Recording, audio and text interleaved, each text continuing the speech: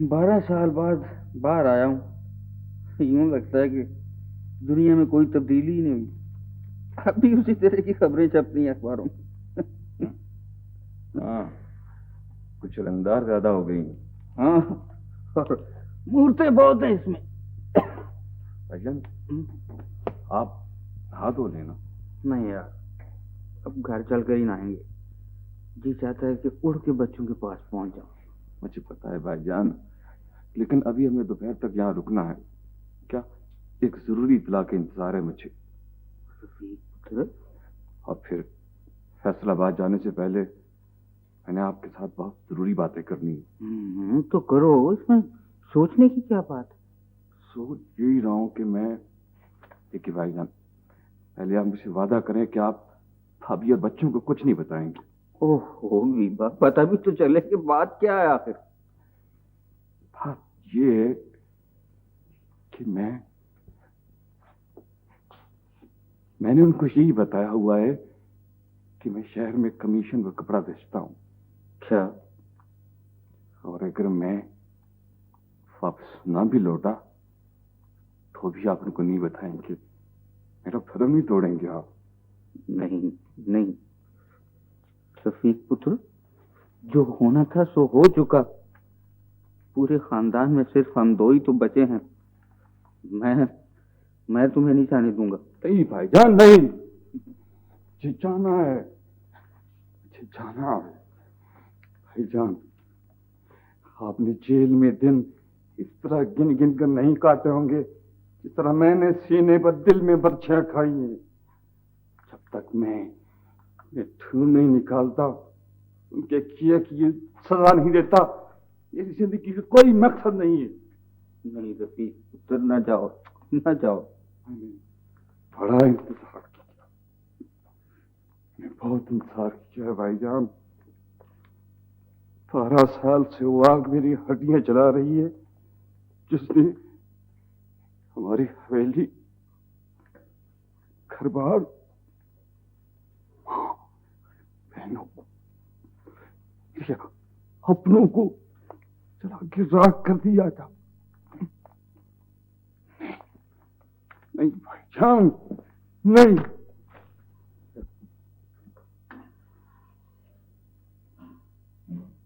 सईदा बेटी। जी अब्बू। क्या पका रही हो बेटी? खुशबू बहुत अच्छी है। एक बिल्कुल नई चीज, बस अभी लाई। सईदा, सईदा, वो तुम्हारी थी ना मिसेज अनीसा जमील? हाँ? वो मर गई है।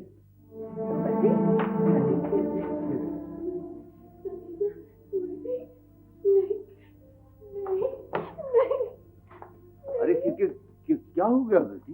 क्या हुआ? अबू, वो सईदा की एमडी थी ना मिसेज अनीसा जमील, वो फौत हो गई।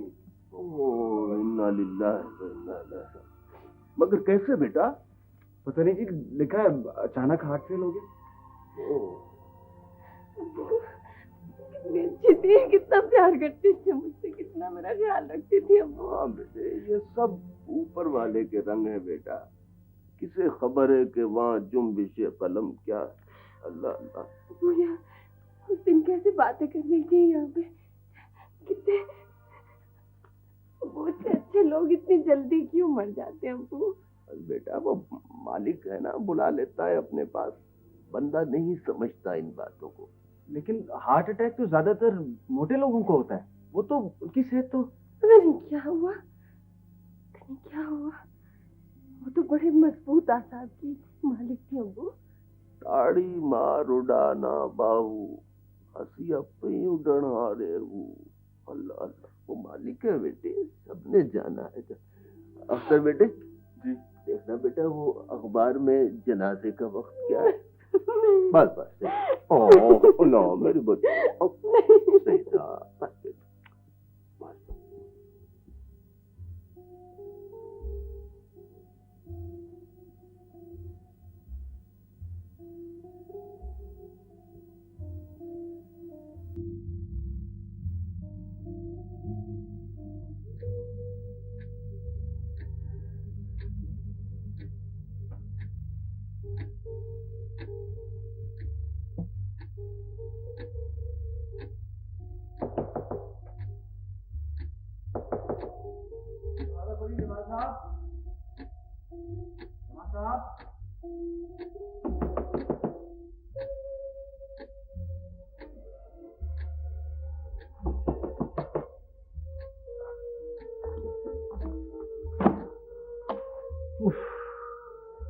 मैं तो डर ही गया था,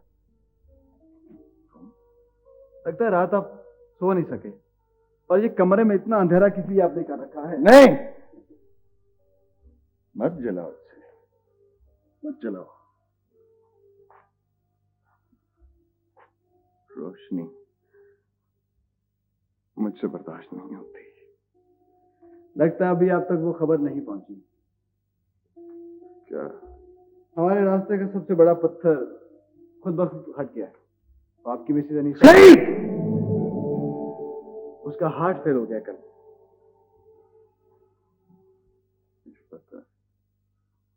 पता है मुझे।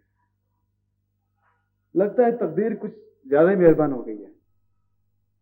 मिसेज अनीसा ने मरकर हमें तो बिल्कुल ही जिंदा कर दिया।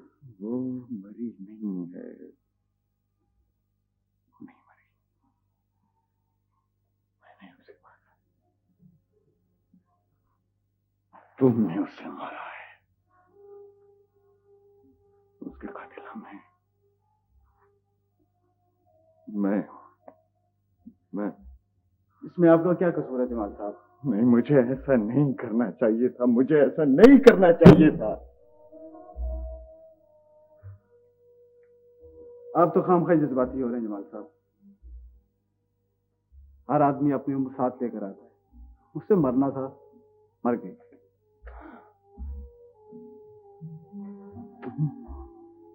तुम कैसे? चले जाओ यहां से, निकल जाओ। मुझे तुमसे, अपने आप से, हाथों से खून की बू आ रही है। ये मैंने क्या कर दिया? ये मैंने क्या कर दिया?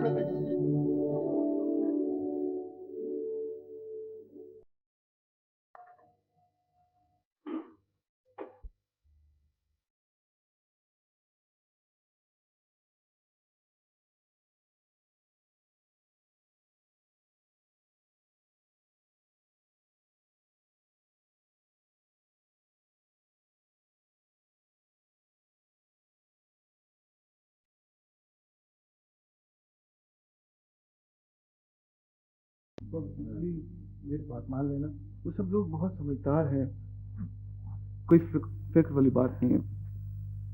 My son, my beloved son, I just love you and I have to take care of you. पुत्र, बात खौफ या खतरे की थोड़ी होती है।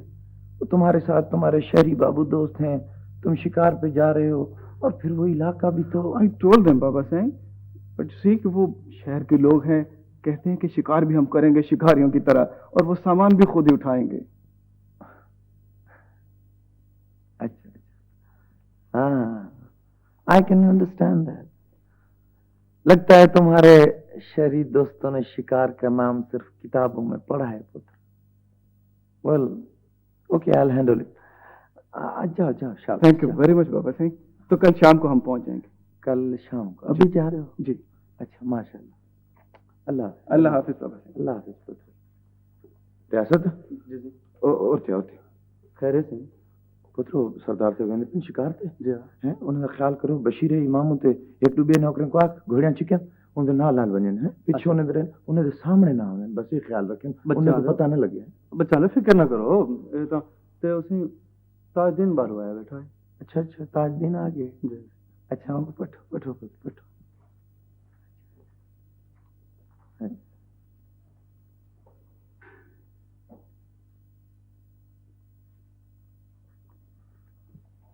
आओ ताजदीन, आओ आओ आओ आओ बा, बहु बहु पुत्र।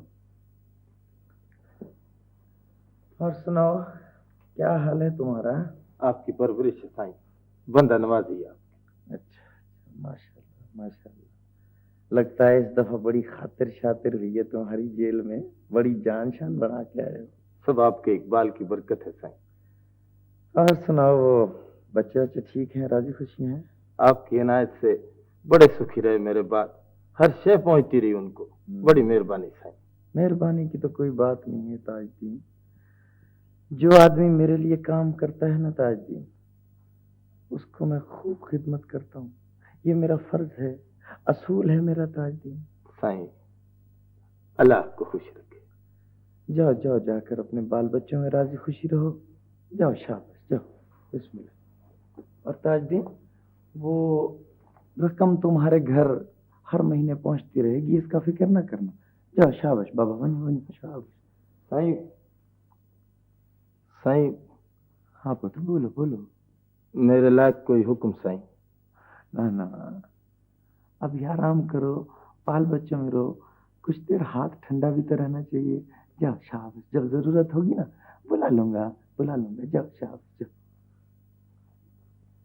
माशाल्लाह। Regarding the conditions laid down by Sir Albert Harwood, it may be mentioned that the area covered by both wings of Pakistan lies in the great Indo-Gigantic alluvial plain of the Indian subcontinent, which has enjoyed a worldwide reputation since early times for the richness of... नहीं, मैं चाय नहीं पीऊंगा। क्यों? भी नहीं पीऊंगा, इससे मुझे नुकसान होगा। बनवाई क्यों थी फिर? ओहो, उस वक्त मैंने लॉ ऑफ डिमिनिशिंग यूटिलिटी नहीं पढ़ा हुआ था। क्या? लॉ ऑफ डिमिनिशिंग यूटिलिटी क्या है? हाँ, कानून तकलीले अफादाए हासिल। क्या? हाँ हाँ, उस वक्त मैंने ये नहीं पढ़ा हुआ था, तो इसलिए मैंने चाहे अब नहीं पीनी। क्या मतलब है इसका? इसका मतलब मैं तुम्हें समझाता हूँ, बड़ी मजेदार बात है। सुनो, देखो फर्ज बख्शो मुझे, बख्शो, मेरे पास टाइम नहीं। नहीं नहीं, मेरी बात सुनो, बड़ी मजेदार बात है। देखो बैठो बैठो ना। हाँ। फर्ज करो तुम्हें बहुत सख्त प्यास लगी हुई। हाँ। ठीक है, मैं तुम्हें एक गिलास पानी का देता हूँ। हाँ। तो क्या होगा? है? क्या होगा? करोगी? प्यास बुझ जाएगी, फायदा होगा मुझे। और एग्जैक्टली। अब इसके बाद एक गिलास तुमने पिया, उसके बाद मैं तुम्हें दूसरा गिलास पानी का देता हूँ, तो क्या होगा? है? तो क्या होगा? दूसरा गिलास सर होगा। देखो मेरी बात सुनो, बैठो। देखो, तालीमी बहस में आप दींगा मुश्ती नहीं कर सकते। क्यों? इसलिए आराम से मेरी बात सुनो। अच्छा चलो ठीक। फर्ज करो मैं तुम्हें एक गिलास पानी का दिया, हाँ। प्यास तुम्हें लगी हुई पहले से हाँ। बड़ी, ठीक है, फिर दूसरा दिया, हाँ। फिर तीसरा, फिर चौथा, फिर पांचवा। पांचवें गिलास के बाद तुम्हारी प्यास बुझ गई, हाँ। ठीक है ना? अब जब पांचवा गिलास तुमने पानी का पी लिया, हाँ। तो उसके बाद मैं तुम्हें छठा गिलास पानी का देता हूँ। नहीं पीऊंगी। क्यों नहीं पियोगी? नहीं पीऊंगी। देखो सुनो तो सही, क्यों नहीं पियो? देखो क्यों नहीं? क्यों? मेरा पेट है क्योंकि टैंक है। उस टैंक में एक गिलास पानी का और डाल दो। नहीं, नहीं पीऊंगी। ओहो, पियोगी क्यों? देखो फर्ज करो तुम पीती हो तो क्या होगा? क्या होगा? उल्टी होगी। क्या? उल्टी। हाँ, क्या? उल्टी होगी ना। एग्जैक्टली। तो ये है लॉ ऑफ डिमिनिशिंग यूटिलिटी, कानून तकलील अफादा। अबू आ गए, शुक्र।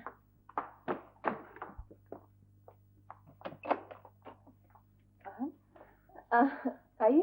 जी, वो अख्तर है? हाँ है अख्तर। रफीक साहब, आप इस वक्त आइए ना। हाँ, वो मैं जा रहा था, सोचा कि आप लोगों से मिलता जाऊं। हाँ, शुक्रिया शुक्रिया। लेकिन तुम्हें बताया था ना कि मैंने गांव में उधर, मगर वो हाँ, तो तुम्हारा काम हो गया है। मैंने सलामत को समझा दिया कि वो आप लोगों का ख्याल रखेगा।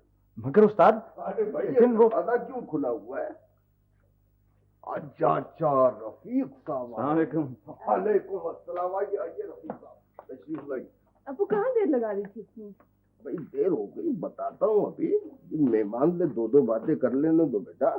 मेहमान का हक फायक होता है। तशरीफ रखिए। और सुनाइए रफीक साहब, मिजाज कैसे हैं आपके? जी, दुआएं आप कीजिए। वो मैं शहर से जा रहा था जी, दूर गांव, तो सोचा आप लोगों से मिलकर जाऊं। जा रहे थे, वजह यानी अचानक? जी, कुछ मुकदमेबाजी है जमीनों की, जरूरी जाना है जी। अरे छोड़िए, मुकदमेबाजी में क्या रखा है, खामखा की मुसीबत। नहीं जी, अपने हक के लिए तो लड़ना पड़ता है ना जी। बिल्कुल ठीक कहते हैं आप। मैं भी अब्बू को यही समझा, है ना अख्तर? हाँ, लेकिन रफीक साहब तो देखिए साहब, अगर मैं आपकी जगह होता ना, इतना बड़ा इल्जाम अपने सर पर इतनी आसानी से ना ले लेता। ये लोग दिलों में झांक कर नहीं देखते। ये दिल का दाग सब्र के आंसुओं से नहीं धुलता। क्या इसे धोना पड़ता? हाँ वो तो ठीक है रफीक साहब, लेकिन कभी कभी ऐसा करना पड़ता है। अब देखिए ना, कीचड़ में पत्थर फेंकने से कपड़े और ज्यादा गंदे हो जाते हैं। आप ठीक बोलते साहब, आप ठीक समझते हैं, लेकिन मैं ये जानता हूं कि जो आदमी अपना हक हासिल नहीं कर सकता, तकदीर भी उसका साथ नहीं देती। फसलों को सूरों से बचाने के लिए पटावे काम नहीं आते। क्या उसके लिए आदमी को खुद पहरा देना पड़ता है। माफ करना जी, मैं कुछ गलत बातें शायद कह गया, ज्यादा बोल गया हूं मैं जी। माफ।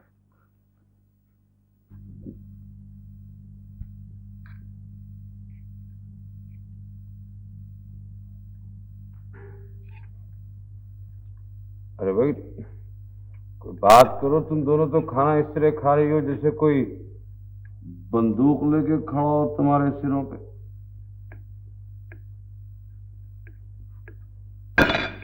हर कोई मुझसे नाराज है, हर शख्स मुझसे नाराज है। अरे पता नहीं क्या किया है मैंने और क्या क्या नहीं किया मैंने इस घर के लिए, तुम लोगों के लिए। टुकड़ा टुकड़ा इकट्ठा करके ये महल खड़ा किया, दुनिया की हर आसाइश मुहैया की इस घर में। और क्या चाहती हो मुझसे, क्या चाहते हो तुम लोगों से? यासीन जी बीबी। अंदर जाओ। अच्छा। क्या जरूरत थी नौकरों के सामने इतना चिल्लाने की? क्या सोचेंगे वो आपके बारे में? क्या सोचेंगे? नौकरों की बहुत फिक्र है और मेरी किसी को कोई परवाह नहीं। अब्बू ये कैसी बातें कर रहे हैं आप? तो और क्या करूं बेटा, अब मैं जाके उसके सामने हाथ जोड़ लूं, माफीनामा लिख के भेजूं कि खालिद बेटा घर वापस आ जाओ, तुम्हारी माँ और तुम्हारी बहन ने मेरा सोशल बायकॉट कर दिया। देखो सलमा, तुम उसकी माँ हो लेकिन उससे पहले मेरी बीवी हो, मेरे भी कुछ हुकूक हैं तुम पर। क्या किया है मैंने? अच्छा अच्छा अच्छा अच्छा, किया ही कुछ नहीं। अरे कब्रिस्तान बना रखा है घर को, जब देखो मुंह सूझा हुआ, जब देखो मुंह सूझा हुआ। तो आप खालिद भाई को ले आए ना वापस। अरे मैं कैसे ले आऊं बेटा, वो मुझसे पूछ के गया, वो अपनी मर्जी से गया, मेरे समझाने के बावजूद गया है। बेटा देखो ना, मेरा तो कोई कसूर नहीं है इसमें। अगर वो सईदा बाजी से शादी करना चाहते हैं तो करने दीजिए, इतनी प्यारी है वो। इतनी प्यारी है वो। नहीं, शादी नहीं हो सकती। बहुत फर्क है हम में और उनमें, जमीन आसमान का फर्क है। दिलों में फर्क ना हुआ अहमद तो बाकी सब फर्क मिट सकते हैं। आप ये क्यों भूल जाते हैं कि एक वक्त ऐसा था कि हम भाई फकीर हुसैन से ज्यादा गरीब थे। हौला वला कुव्वत ला हौला वला कुव्वत। अरे अमीरी और गरीबी की कौन बात कर रहा है? तुम तो जानती हो। मैं सिर्फ इतना जानती हूँ अहमद कि मेरा बेटा आज मेरे पास नहीं है। मेरे सीने में माँ का दिल है अहमद, और माँ की खुशियाँ सब औलाद से होती हैं। वो नफा नुकसान नहीं जानती। अम्मी ठीक कह रही हैं अब्बू। खालिद भाई जब इस घर में थे तो मैंने कभी सोचा भी नहीं था कि मैं उनके बगैर इतनी बेचैन रहूंगी। अब तो वो हर बात पे याद आते हैं। देखो बेटा, खालिद मेरा बेटा है, मेरा भी दिल रोता है उसके लिए, but there are certain things in the world that one can do and one can't. मैं अगर तुम लोगों के कहने से फकीर हुसैन के हाथ चला भी जाऊं तो नहीं नहीं नहीं, वो इस रिश्ते के लिए कभी हाँ नहीं कहेगा, कभी हाँ नहीं कहेगा। ये बात मुझ पे छोड़ दे अहमद, मैं भाई फकीर हुसैन को मना लूंगी, बस सिर्फ तुम हाँ कह दो।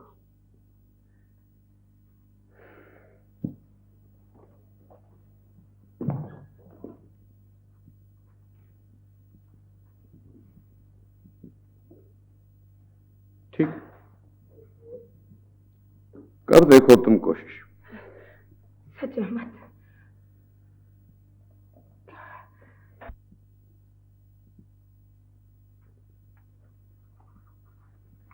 ये मशवरा तुम्हें किसने दिया फकीर हुसैन?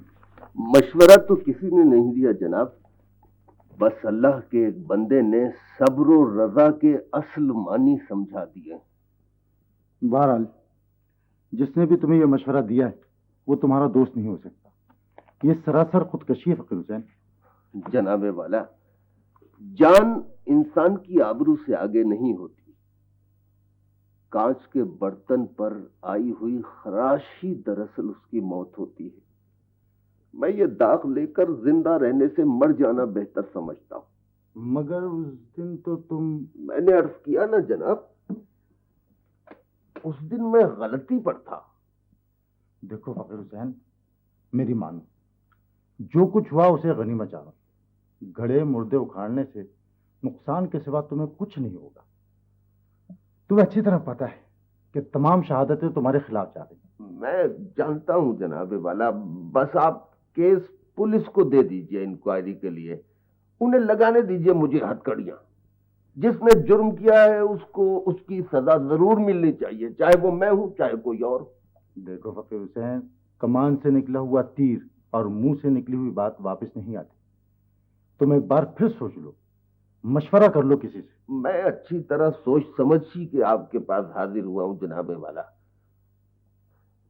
रफीक ने ठीक कहा था, जो शख्स खुद अपने हक की हिफाजत नहीं कर सकता उसकी तो तकदीर भी मदद नहीं करती। कौन रफीक? वो है जनाब अल्लाह का एक बंदा। आप बराए मेहरबानी वो इंक्वायरी का हुक्म सादर फरमाएं।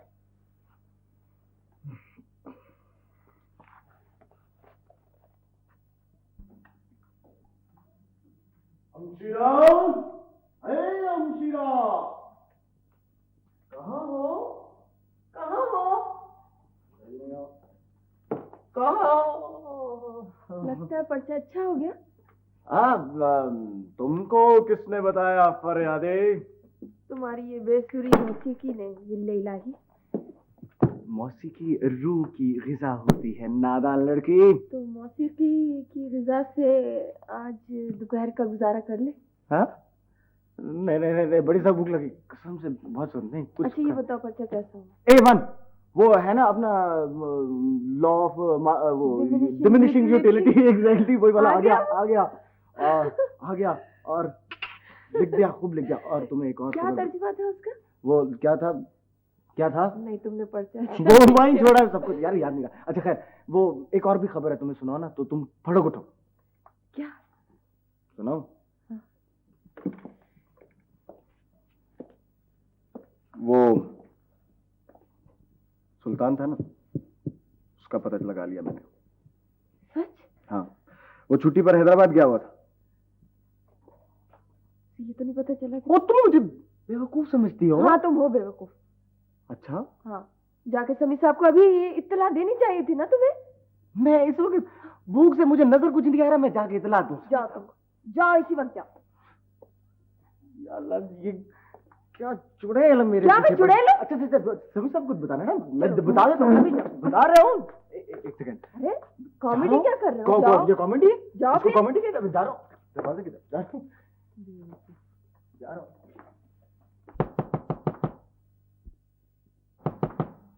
कौन?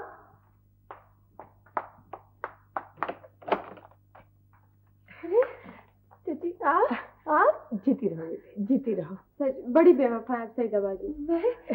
भाई साहब कहाँ हैं? बस यही है, बस दुकान पे है। आप आइए ना, आइए इधर आइए, बैठिए यहाँ बैठ, मैं बुलाती हूँ।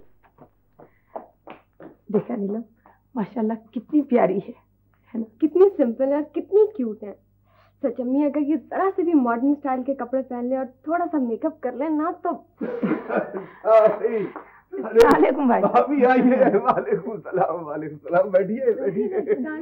अरे जीती रे शाबाश, बैठ बच्ची, चूड़ी बैठो। अरे नीलम तो दीवानी है सईदा की, हाँ। हर वक्त जिक्र करती है घर में। जाओ बच्चियों, तुम अपने कमरे में अपनी बातें करो, और मुझे भाई साहब से कुछ बात करनी है। हाँ। अब मैं जाए। हाँ, क्यों नहीं चाहिए? नहीं भाई साहब, इसकी जरूरत नहीं, बहुत खा पी के आए घर से। नहीं। अच्छा चलो चाय बना लो, मगर सिर्फ चाय और कुछ नहीं। हाँ, ये ठीक है भाई। अभी बड़ी खुशी हुई है आप तशरीफ लाई। मैं तो एक दरखास्त लेके आई हूँ आपके पास। अरे भाभी, आपको किसी से मांगने की क्या जरूरत है? कोठी आपके पास है, फैक्ट्री, मोटर, नौकर चाकर, अल्लाह का दिया सब कुछ तो है अहमद अली के पास। इसके बावजूद मुझे कुछ चाहिए। इसके बावजूद भाभी देखिए ना, अब इस घर में कौन सा सुर्खाब का पर लगा है जो अहमद अली ने अब आपको भेजा है? भाई साहब, मैं मकान की वजह से तो नहीं आई। अच्छा, तो मैं जानती हूँ भाई साहब, आप नाराज हैं हम लोगों से, मगर आप तो अच्छी तरह जानते हैं कि अहमद पहले कभी ऐसे नहीं थे। पता नहीं उन्हें क्या हो गया। चलो उन्हें माफ कर दीजिए। लेकिन भाभी, मैंने तो कुछ भी नहीं किया, वही मेरे पीछे पड़ा हुआ है।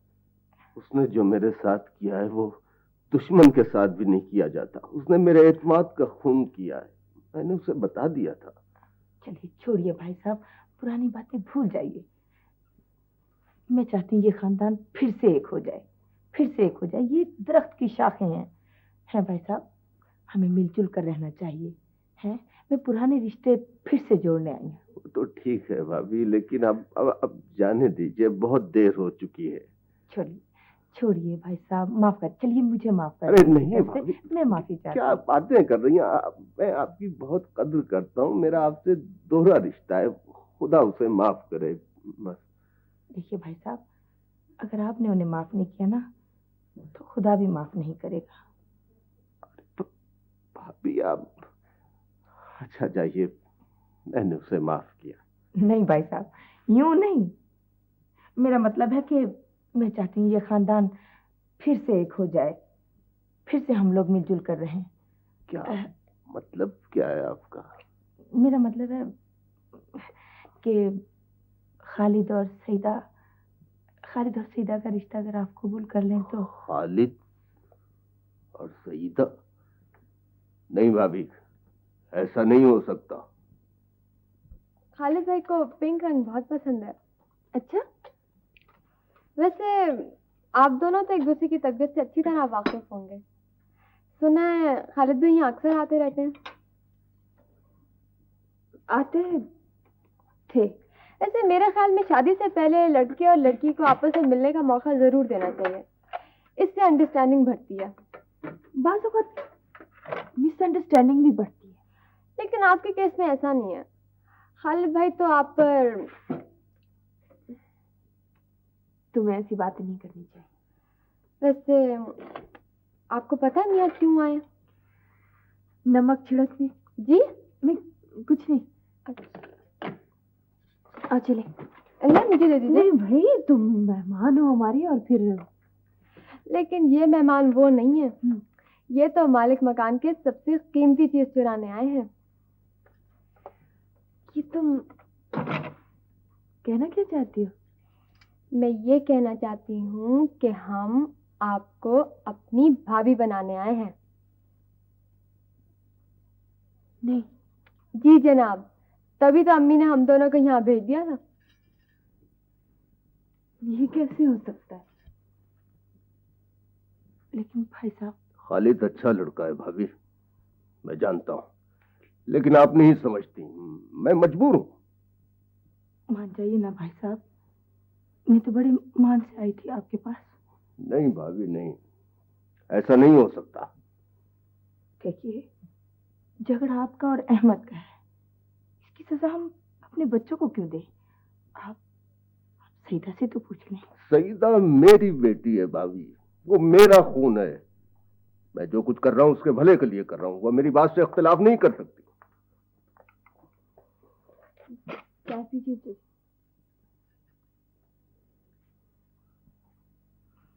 बहुत देर हो गई है बेटी।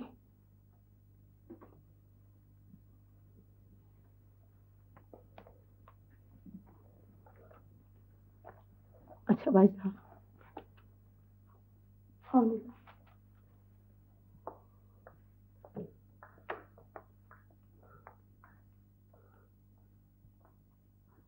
सईदा बेटी, आपने ठीक किया अबू। जीती रहो बेटी, जीती रहो। मेरी समझ में नहीं आता डैड कि आपने ये बात कैसे मान ली? मेरे पास कोई और वे आउट नहीं था माय सन। मैं खालिद को, इस घर के स्कूल को लूज करना अफोर्ड नहीं कर सकता। लेकिन डैड, इस तरह तो मेरी तो समझ में कुछ नहीं आ रहा। मौत को सामने देखकर इंसान बुखार पे राजी हो जाता है, इसी को कॉम्प्रोमाइज कहते हैं। कभी कभी थोड़ी देर के लिए इंसान को पछता भी हो जाना चाहिए। ओके डैड, जैसे आपकी खुशी, लेकिन मैं बहरहाल इस सिचुएशन पर खुश नहीं।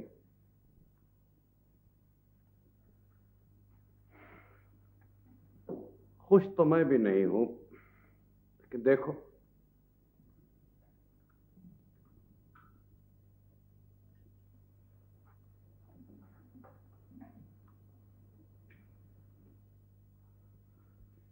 तो मेरा अंदाजा सही निकला।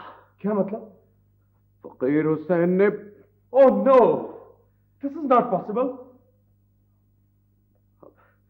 अब खुश हो गई तुम मुझे जलील करा के, पड़ गई तुम्हारे कलेजे में ठंड, मेरे मुंह पे कालक मलवा के। सलमा, मैंने तुम्हें समझाया था ना कि फकीर हुसैन पागल है, दिमाग खराब है उस शख्स का।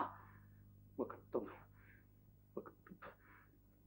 Abid, your mother would never get me straight. She would never get me straight. That's my bloody problem.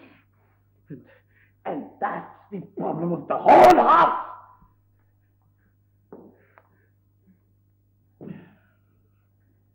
Never mind.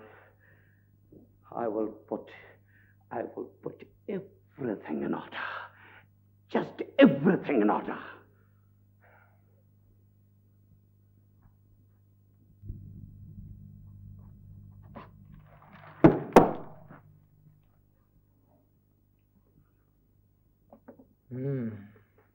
तो तुम हो सुल्तान?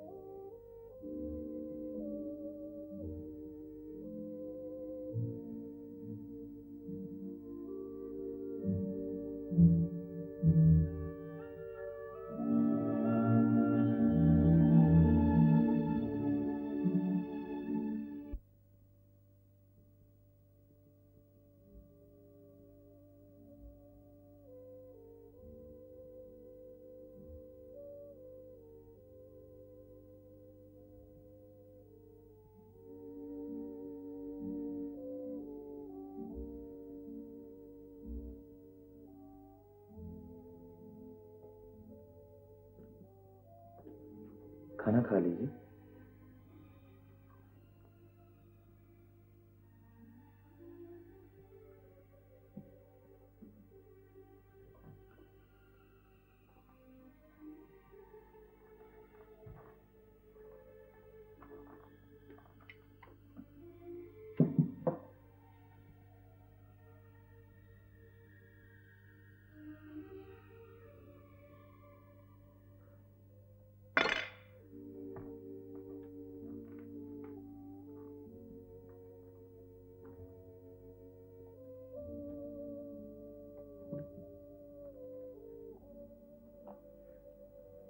मैडम, इस तरह तो मेरा जी नहीं जा रहा।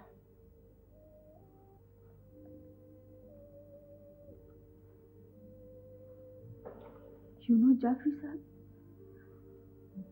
I mean what I say. जाइए, आप भी थक गए होंगे, आराम कीजिए।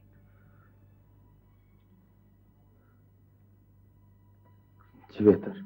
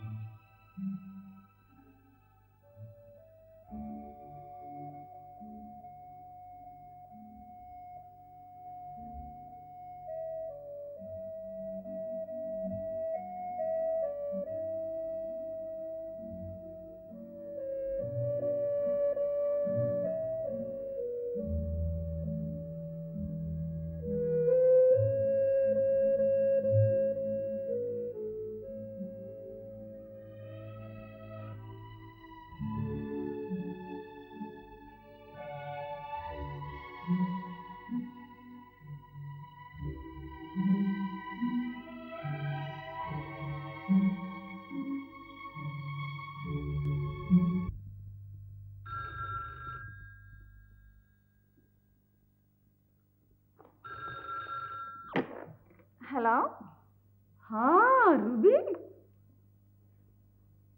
अच्छा, लेकिन मैं तो नहीं जा सकूंगी भाई, मेरे पास गाड़ी नहीं है ना। हाँ ठीक है, तुम लोग जाओ फिर। क्यों, बाय बाय। तमकीन, जी अम्मी। कहाँ जाना है बेटा? कहीं। गाड़ी की बात हो रही थी ना अभी।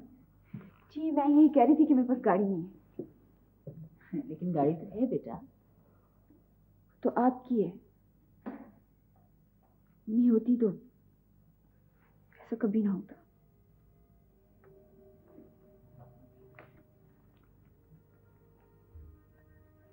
मैं भी तो तुम्हारी माँ। नहीं, मेरी माँ तो मर चुकी है।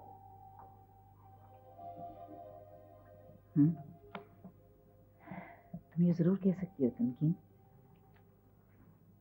कि मैं तुम्हारी सगी माँ नहीं हूँ, लेकिन तुम्हारे बाप की मौत के बाद मैंने तुम्हारी तरबियत, तुम्हारी परवरिश को अपनी जिंदगी का मकसद समझा बेटा। मैंने हमेशा अपने आप को तुम्हारी फैक्ट्री का मैनेजर समझा है, उस वक्त तक जब तक कि तुम इसको संभालने के काबिल ना हो जाओ। मैं 2 गाड़ियां भी रख सकती थी तमकीन, लेकिन मैंने हमेशा फालतू अखराजात से हाथ रोके रखा, इसलिए कि ये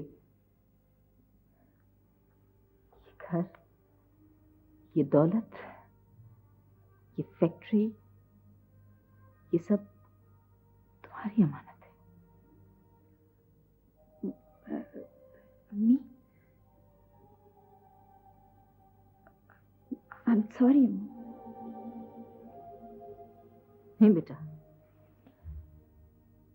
मेरी कुछ गलती है जो तुम्हें ये एहसास हुआ।